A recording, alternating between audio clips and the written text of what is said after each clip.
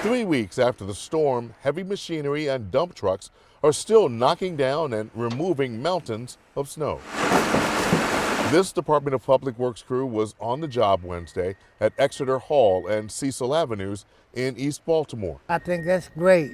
I think that's very great. 78-year-old John Bryant says he's impressed, but he took us just a few feet away to the alley behind his home on Garrett Avenue to show us a much different scene.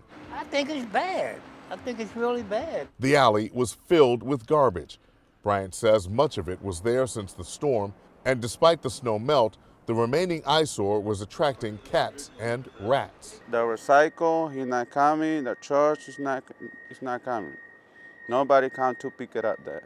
Nobody's coming to pick it up. See my trash can, that's full, and I can put it out. And now that trash was affecting John Bryant's ability to get an oil delivery. He's running low. I cannot get oil because of the alley. It's so crowded with trash.